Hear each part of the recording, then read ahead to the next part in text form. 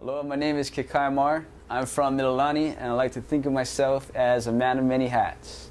I graduated from LCC with a certificate in video production and an AS in New Media Arts from KCC. Lastly, also a minor in art and a bachelor's in anthropology and resource management. I tend to communicate the importance of preserving cultural and natural resources through art and community outreach.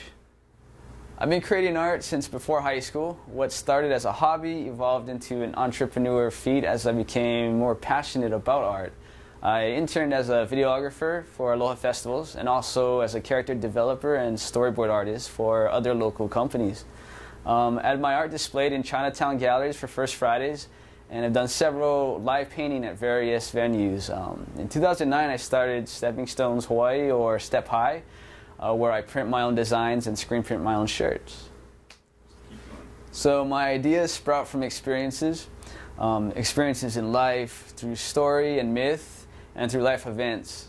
The mana'o of my art comes from deep within. I'm inspired by anything outdoors, the mountains, the ocean, people, their cultures, their music, their life, and how they live it.